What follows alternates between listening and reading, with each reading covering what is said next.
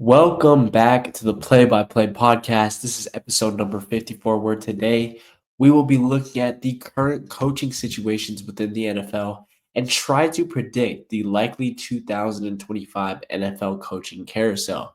If you guys are watching this on YouTube, please feel free to subscribe, leave a like, and comment down below, as well as share with your friends. And if you haven't already, please feel free to go ahead and follow us on all social medias, that being TikTok, Instagram, and X.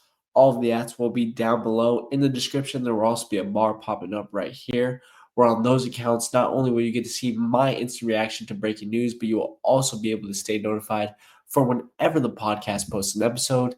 And without further ado, the commentary of NFL coaches starts right now.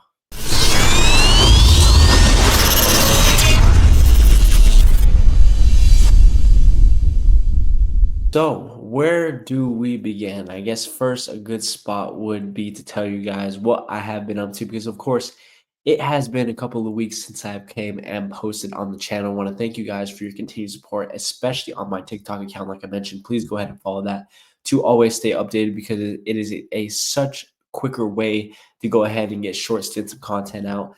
I have personally just been super, super busy between school, between a volunteer job that I have at school, doing homework and such as that, and now preparing for finals and for Thanksgiving and Christmas break. I have been swamped, and super busy and haven't had no time for this. And I want to really, really apologize to you guys because, of course, I made a huge promise to you guys at the beginning of the summer that we were going to try our best to be consistent. And I hope that once we hit these breaks, we can dig in and we can continue to post consistently like we were throughout the months of August, September, and October. It's now been 3 weeks now since the last post, and I have missed this a lot. So thank you guys for sticking with me. But also, I want to say, I know it seems like the last couple of episodes I have been sick. I'm sick again. I apologize. So if my nose or my voice sounds super stuffy, if I'm coughing, if I take a little bit of a break to drink a sip of water, I apologize. I hope that I can get over this, and by next week's episode, potentially we will be clear and we will have a clear episode going forward. But no more distractions, no more apologies, no more excuses. Let's get into this episode today because wow, the NFL has been so entertaining, especially this past week. Week 11 was so drama filled, whether it was Chicago nearly beating Green Bay for the first time in 5 years and getting a blocked field goal, whether it was Buffalo securing a late win against Kansas City in a potential AFC Championship preview. This, or whether it was guys like Bo Nix, Jaden Daniels, or Caleb Williams continuing to try and make their case for Offensive Rookie of the Year and for Best Rookie Quarterback in their first year for this class. It has been drama-filled non-stop.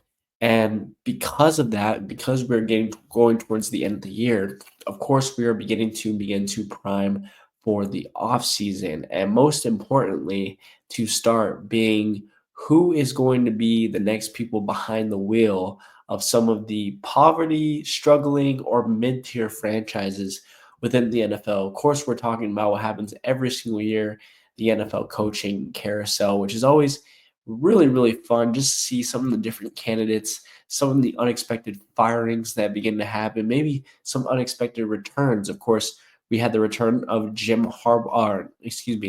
Jim Harbaugh. I always get them mixed up, guys. I apologize. Yes, Jim Harbaugh from Michigan this previous year. 2 years ago, we had the return of Sean Payton, and of course, we've had a flood of brand new young faces, whether it was Mike McDonald coming to Seattle as a rookie head coach. You had Gerard Mayo taking over for Bill Belichick. That was a pretty surprise firing. You had D'Amico Ryans 2 years ago coming to Houston from San Francisco. The coaching carousel is always one of my personal favorite parts of watching the season. So today, going to be hitting you guys with 1, 2, 3, 4, 5, 6 potential coach firings that could happen this offseason. And not only that, also going to hit you with 6 potential replacements for those firings. Let me know what you guys think about each and every single one of those down in the comment section. Of course, there could be plenty of more. And I'm going to mention at the end of this video some of the people that were on edge and why I did not pick them. Without further ado, let's not waste any more time. Let's get into this. Starting in Jacksonville, Florida with the Jacksonville Jaguars. one of the most, I think, unsurprising names of this episode, and that is going to be Big Dougie P, Doug Peterson down in Jacksonville, a man that has posted a total 20-25 record in his 3 years with the Jags. Of course, notorious for that first year in 2022, where he was able to help lead them to an AFC divisional game. They won a wild card game against the Los Angeles Chargers, and of course, lost the Kansas City Chiefs in that AFC divisional game. But since then, has really been struggling. Two very subpar 9-8 seasons, 2-9 this year. The 25th ranked offense in the NFL, the 23rd ranked passing offense, the 24th rushing offense in the league. Peterson is somebody that takes a ton of stupid risks. Him and Dan Campbell, while Dan Campbell has been successful, him and Dan Campbell are two of the coaches that just grind my gears the most for the amount of stupid fourth downs, fake punts, fake field goals, whatever it is that they go ahead and do. I respect having the balls, but at some point, there has to be a little bit of common sense in the decision making. And probably most of all, is Trevor Lawrence and his continued stunt growth, his continued poor decision making. He just doesn't seem like he has been able to develop into the phenom that we thought he was going to be coming out of Clemson, the high IQ, big arm quarterback that was going to be able to launch balls 40 yards down the field and make impressive plays. Instead, he is still struggling in that intermediate passing game, at times throwing into double coverages, at times super inaccurate. And of course, the weapons are not the best, but you would like your franchise quarterback at this point in his career to look like a franchise quarterback and to be able to lead their offense. And probably worst of all is having the worst defense in the league for the Jags. The Jags at 2-9 in the league right now, one of the worst teams in the league by far. Definitely need to switch off from Dougie P and definitely need to go ahead and target an offensive minded coach to continue to try and advance Lawrence's progression. And I have two, I believe, a little bit unrealistic names, and I'll explain why, but two names that I think would be absolutely killer for the Giants to go ahead and get, and that is offensive coordinator for the Atlanta Falcons, Zach Robinson, and that is offensive coordinator for the Washington Commanders in Cliff Kingsbury. You're going to be hearing those two names a lot, especially Kingsbury. He is going to be one of the most sought after candidates in this coaching cycle. He has done a brilliant job in developing Jane Daniels and making him just play with absolute freedom, allowing him to use his innovative abilities, switching up different plays, utilizing every single person on this offense. He does a great job utilizing all three running backs in his backfield, using a great little mix of screens just to help extend different plays.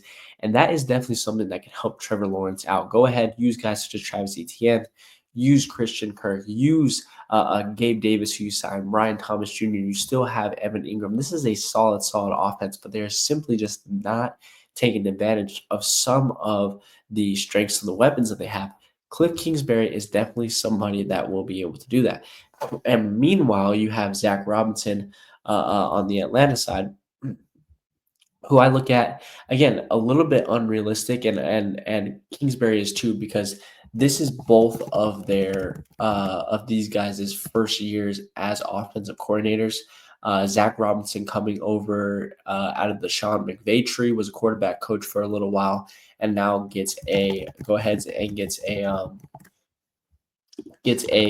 offensive coordinating job over there in Atlanta. So could it potentially be a little bit unrealistic for Atlanta to just let this guy go, especially when looking at the fact that Atlanta does have a top five offense and they likely would like a solid offensive coordinator to go ahead and be a good foundation for incoming Michael Penix?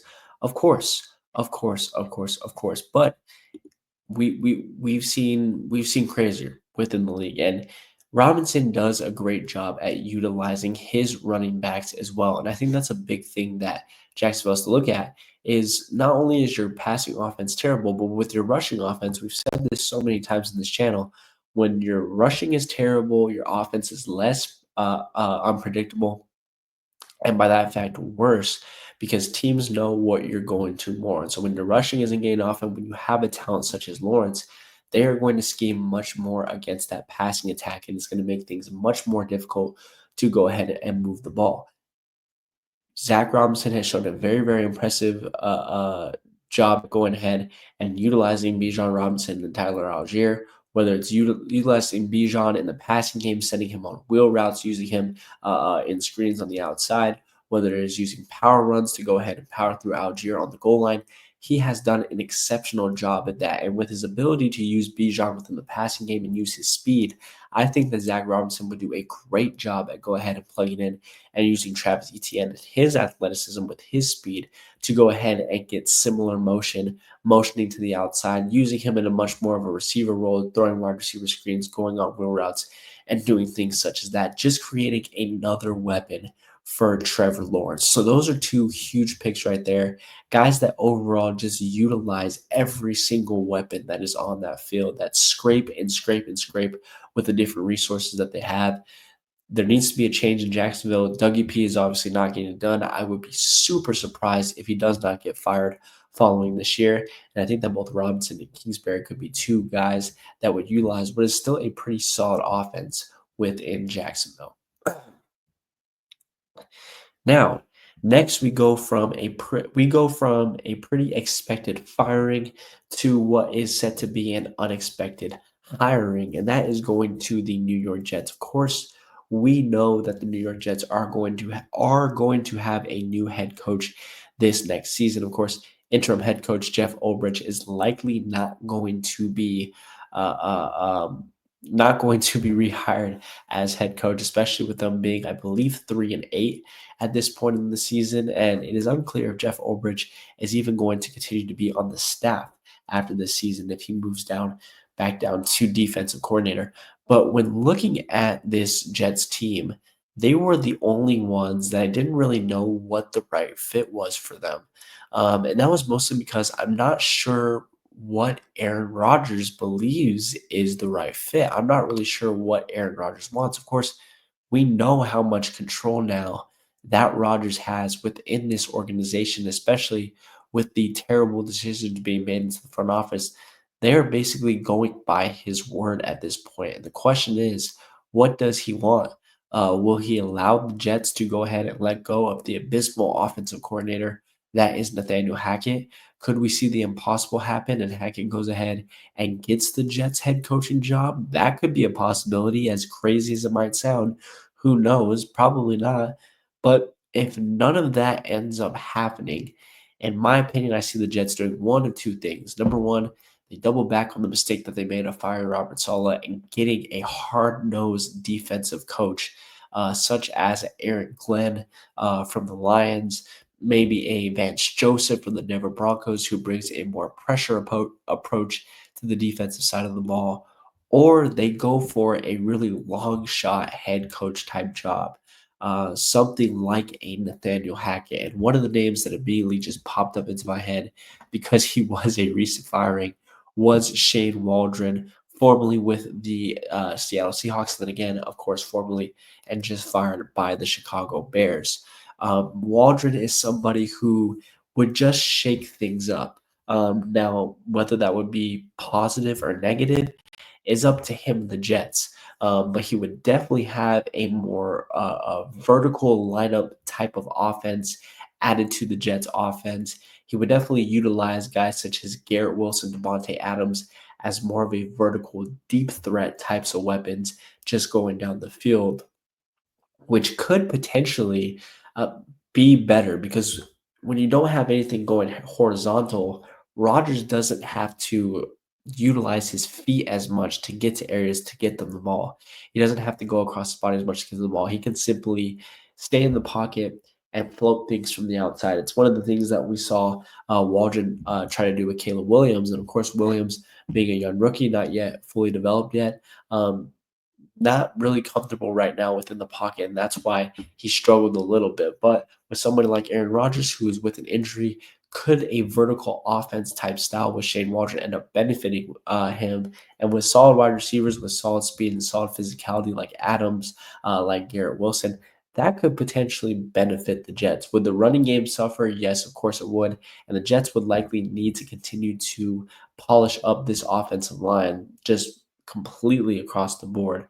But Waldron is a real wild card. He's somebody that could potentially just bring in a fresh wave of maybe just excitement for the first time in New York. And he's somebody that I could see Rodgers potentially targeting as a guy that he looks at and goes, hey, that is the guy that is going to listen to whatever word that I say, whatever word that I want. That is a guy that fits exactly what I want because I do not want to move. I want to just be able to sit there and throw and do things my way. Waldron could be my guy. So there's not really a perfect fit for this one. There's not really somebody ideal. I looked at somebody like potentially a Bill Belichick, but I felt like those two egos with him and Rodgers would completely crash. Ben Johnson was a name that popped into my mind, but Johnson has been super, super picky with the people that he wants to go with. And with Rodgers being an uncertainty because of his age, because of his health history, with the offense struggling so much, with there being so much drama, I'm not sure if that would be the ideal scenario for Johnson to go over to. And because of that, I think that he would look at that, kind of eke a little bit, and then forcibly walk away. So, not a huge clean fit here. Aaron Glenn and Vance Joseph are even two guys that I look at and kind of about just because they're defensive guys. This team needs an offensive minded coach, just like Jacksonville. And Glenn and Joseph, to me, are two more hard headed guys that would just go up against the grain and hit Rodgers head on. So Waldron, maybe somebody that will play by the book a little bit more. Let's see what the Jets go ahead and do, or rather, we say, let's see what Aaron Rodgers will go ahead and do. Moving ahead, we go from a expected firing, an unexpected hiring, and now an expected hiring, in my opinion. That is going over to the New Orleans Saints. We have another interim head coach in Darren Rizzi, somebody who I also believe will not be staying around. I believe he is their special teams coordinator. I could be wrong about that, but obviously somebody that is not a long-term fit. Of course, interim coach. Again, not sure if he's going to be staying on the staff, even if he is not the head coach going forward. We'll have to see. But for me, if the Saints do not hire Clint Kubiak back, they would be absolute fools. Not only is he a son of a father who has been cherished as an incredible offensive mind, but his son and Clint Kubiak, talking about Gary Kubiak, by the way, is not far behind. The Saints cashed in on a very easy early season start, posting over 40 points against even posting 40 points against a withered but still talented Cowboy defense. And Kubiak, throughout those couple of games, finally looked like he turned back the clock on something that the Saints had similar to what they had with Sean Payton, which was passes down the field, being able to utilize Rashid Shaheed and Chris Olave's deep threats with their speed down the field, alongside combine that with Carr's cannon of an arm. He also looked like he finally reached back and began to unlock a little bit of Alvin Kamara's full potential. Once again, using him in a lot more inside zone and power runs, utilizing his speed towards the outside. The Saints did a really, really great job at the beginning of the season, just being able to continuously cash in drives, even when they were outside of the red zone. The problems came ahead when Carr got hurt. The momentum and the excitement surely fizzled out. They go up against top competition. They just simply weren't that talented, especially when you have guys such as Spencer Rattler but behind the ticket. But if New Orleans can go ahead, if they can continue to cash in on this worst record, and they can go ahead and they cash in on a Cam Ward, on a Shador Sanders, or maybe even go into the second round and get somebody like a Jackson Dart or a Carson Beck.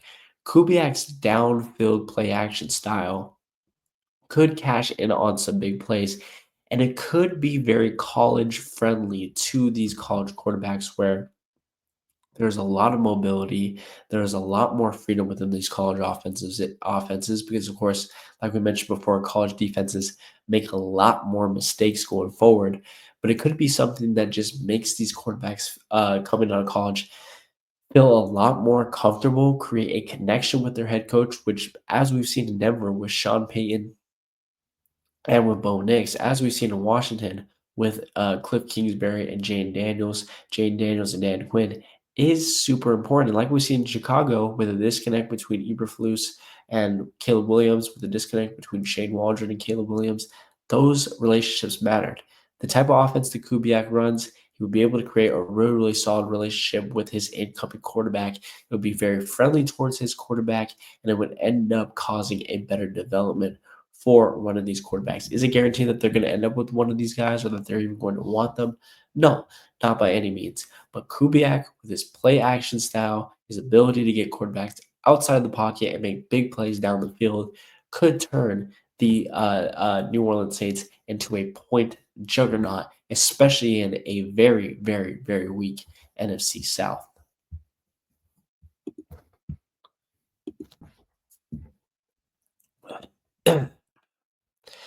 Next up, firing who, in my opinion, has been one of the worst head coaches this season. Of course, can't fully blame it on him. Quarterback play has been absolutely awful. Now with an injury, it's kind of a lose-lose situation for the man. But that is Kevin Stefanski in Cleveland, posting a 39-38 career record with the Browns, two playoff appearances, which is really really impressive, including an 11-5 and 11-6 season. But of course, this year 2-8, 2-8 going forward. If we take a look at passing stats going ahead for the Browns, let's go ahead and look at. I apologize, I'm looking at these on the spot. The Browns rank 23rd in total passing yards. In terms of passing percentage, they rank 31st. You have, let's see, interceptions for the Cleveland Browns. Cleveland Browns. They rank 14th with 8. You go ahead. Let's go back here. Looking at passing touchdowns, the Browns rank all the way in 22nd with only 12. So a 12-8 touchdown to interception ratio. The offense has definitely been a little bit stanky up there in Cleveland. Of course, that also has to do with a little bit with Deshaun Watson, his art of play, and then of course his injury. And now trading away Amari Cooper, it definitely looks like Cleveland is going to want to begin to turn the page and begin a new chapter. And who better than with Joe Brady, the offensive coordinator for the Buffalo Bills? That's all you need to know. If you don't know who Joe Brady is, just think of him as the Ben Johnson of the AFC. He is the offensive coordinator for the Buffalo Bills, which I do have to admit, once again, is a little bit of a negative with this hire, just seeing as this is his first full year as their offensive coordinator. I believe he took over with about 4 or 5 games left last year. I could be wrong about that. You guys can fact check me in the comments. But this is his first full year with the Buffalo Bills, and the way that they've been performing, the way that that offense went ahead and looked in that Chiefs game this past Sunday. I mean, it hasn't been a great offense. 14th ranked total offense for the Bills. 12th ranked passing offense. Go ahead and look at rushing offense. They rank all the way down to 15th, but not an impressive running attack from them, anyways, when it comes to a lot of talent. But could you see the Bills later Brady go? Unlikely if it's their first year. But nonetheless, Brady has still been able to produce an offense that at the beginning of the season, people were doubting if they could even throw over 100, 150 yards in a game with how bad of the weapons that they have. Khalil Shakur, Keon Coleman, who both have been huge surprises in the season. Nobody thought that there was really going to be any production there. And from that, Brady innovated and he began to take full advantage of Josh Allen's tall stature and his underrated mobility. And he went ahead and he cashed in and said, let's run through Josh, just running the ball all day long, making him much more unpredictable and therefore being able to make more big plays down the field. And despite them being a middle of the pack statistical offense, the Bills still rank third right now in scoring offense. So they take full advantage of when they're able to get to the red zone. So and if they're 15th right now in the league rushing with James Cook, could you imagine with an upgrade running back in Nick Chubb, and Chubb is able to come back, Brady's rushing attack could improve. and he might be the last bit of hope for Cleveland fans to go ahead and revive the career of Deshaun Watson. Now, of course, a little bit of that depends on if Deshaun can come back with any little bit of mobility. But the fact is Brady runs a very simple, balanced offense between passing and running. It's very, very unpredictable. And with that, maybe he can go ahead and cover and hide some of Deshaun's inabilities, especially on the ground game. And if the Browns can keep a little bit more protected, it could just create a little bit more stability within Cleveland. I think that's the huge, huge problem that's going on right now within this franchise. Is this franchise just does not feel comfortable. They don't feel stable. They do not feel safe. Deshaun does not feel safe out there. There's really no consistency throughout that. There are injuries going on. The Cleveland Browns just need a foundation under them. And if Brady can deliver that with his balanced offense, the Cleveland Browns could be looking like the team in, I believe it was 2020, 2021, with Baker Mayfield when they went ahead and made the playoffs. Apologies for the water break. As we move on to the second to last one in this episode, and probably the one that you were looking most forward to when clicking on this episode, and that was the Chicago Bears. Another very, very expected firing here in Matt Eberflus, and it should be no surprise who I have here, and that is Ben Johnson, offensive coordinator of the Detroit Lions, the best team in the NFL as of right now. I don't even want to hear about the Bills or the Chiefs because the Lions have been absolutely decimating through every single opponent that they have had so far this season, except for their one loss. But when it comes to Johnson, I said this earlier in the episode. Ben Johnson has been patiently waiting his time for the perfect coaching position. He was the leading candidate last year for Carolina. I do not blame him for not wanting to go to Carolina. That was not a great situation. He was a leading candidate for a bunch of teams the previous year. He decided to stay put. He wanted to learn a little bit more. He wanted to wait for the more perfect opportunity. He has been sitting in the perfect position behind Coach Dan Campbell. And in my opinion, if the Lions are able to cash in and win the Super Bowl this year, I think that would give Johnson a lot more incentive to go ahead and leave. We saw it in 2020 in 2023 with the Eagles and the Chiefs. Eagles make it all the way to the playoffs. What goes ahead and happens? Both Shane Steichen and Jonathan Gannon decide to dip, and they go ahead and get themselves head coaching jobs. So it's very likely that that could happen to Detroit on both sides of the wall, like it did in Philly. Both Ben Johnson and Aaron Glenn, both guys who have been hugely wanted candidates, could go out and get themselves jobs. But for Johnson, the Bears make perfect sense. They are one solid play caller away from having one of the most dynamic offenses in the league. Hiring Johnson would not only allow him to take over as play caller, but it would also allow him and Caleb to grow as a head coach and player together. Johnson would be a rookie head coach. Caleb would, of course, be going in his second year. Two youth. We talked about that relationship between those two. That could be a connection. Johnson is, if you do not know about him, Johnson is known for his innovative and risky play calling style, like we also see with Coach Dan Campbell.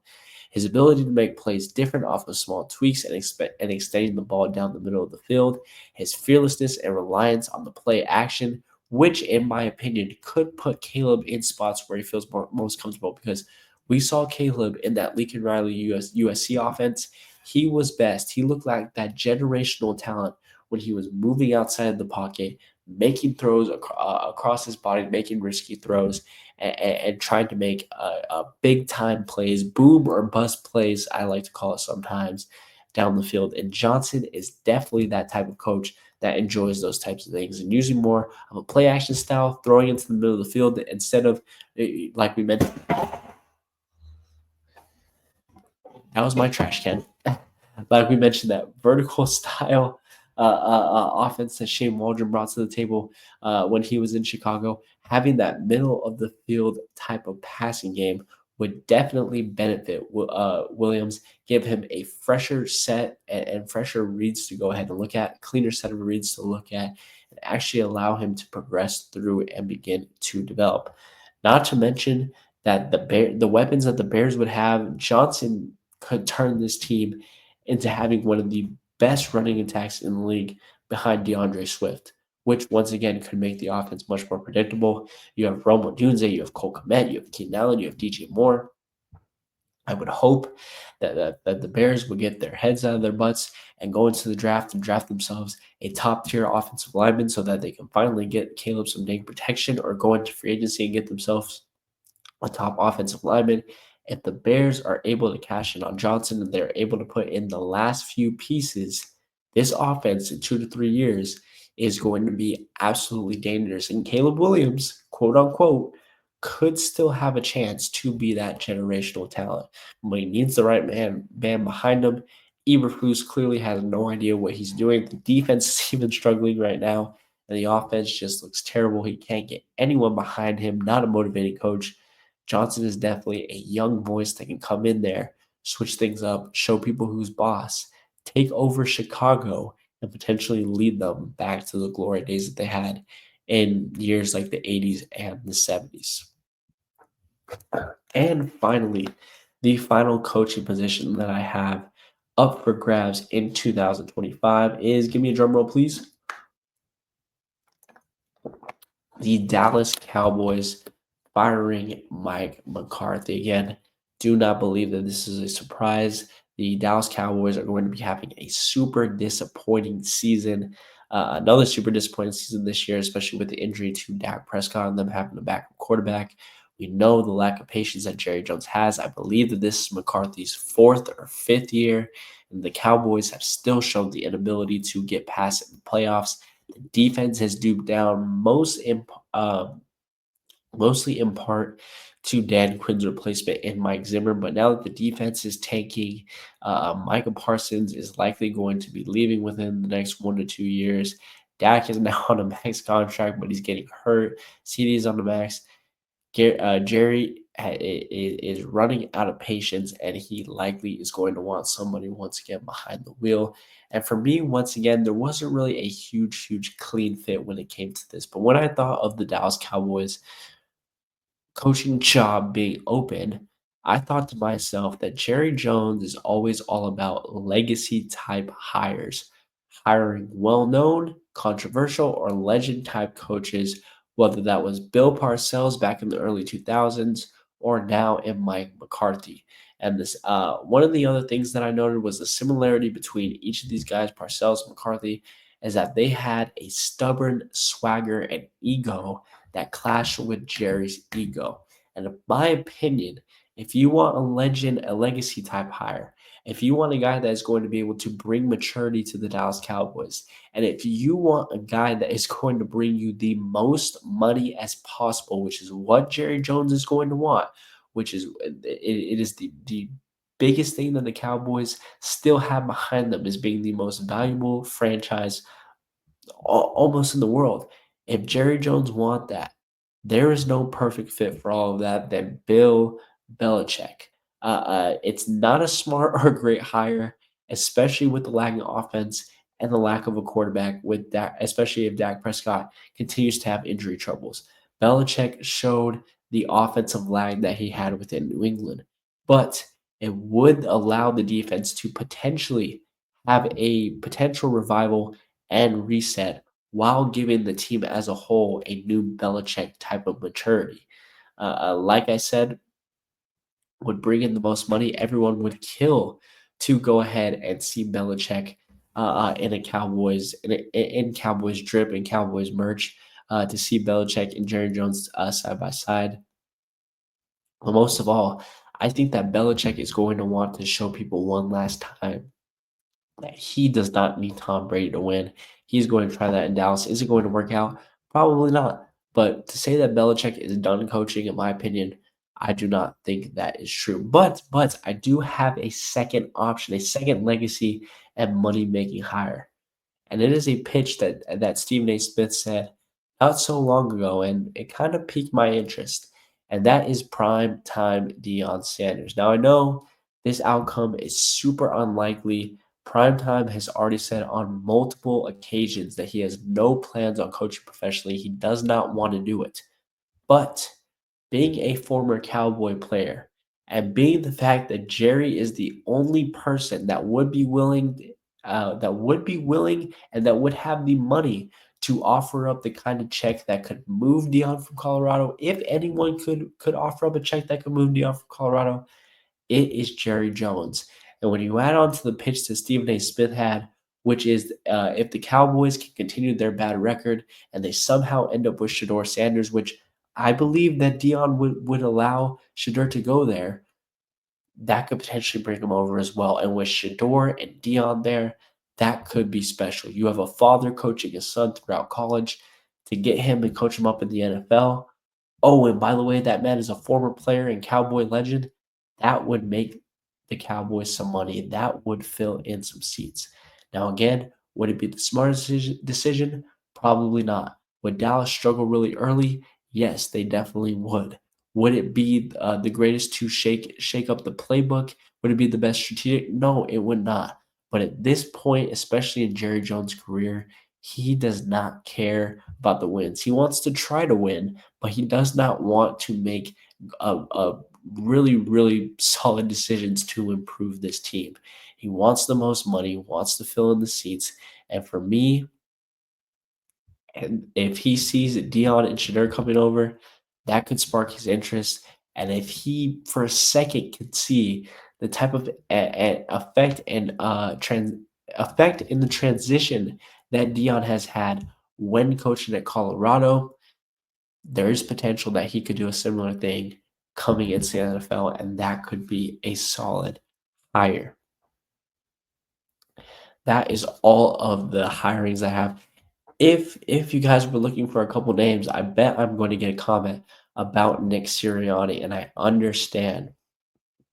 But in my opinion, the Eagles are set right now to potentially, they just beat the Commanders, to potentially win the division. If the Eagles can once again make another late playoff push, even if they don't make the Super Bowl, if they make it to the divisional or conference round, I don't see Sirianni going. I just don't. I understand he's had a lot of conflict with the fans, with the front office, with the coaches, that he is, for lack of a better word, stupid at times. But if you're having a winning record, if you're pushing to the playoffs, in my opinion, there's just no way that I see the team going ahead and firing you. Other names that could potentially be on it. I mean, I looked at Dave Canales, but to be completely honest with you, first year head coach, very bad situation that he was in. And I think he's actually done a really good job reviving it these past couple of weeks.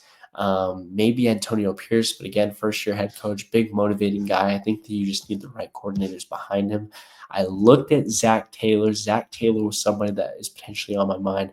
Look for them. Maybe you could see somebody like a Ben Johnson going there once again, or maybe a Zach Robinson from Atlanta. Zach Taylor is somebody that is on my radar. I'm not there yet and to fully put him away yet. But with the slow starts that Cincinnati has been happening, I think that the franchise is also beginning to run out of patience. The offense is lacking production, and that could be somebody that is hugely on the radar.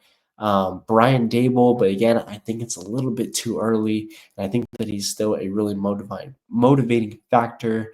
Let's see what else. That's kind of it. You have Darren Rizzi there and then Dave Canal. So yeah, that's kind of it. There were some iffy ones. There are some guys that are still stuck on my radar, but I think we just need a couple more weeks to see how it develops. So that's it for me today, everybody. Let me know what you guys think about my choices. What am I right about?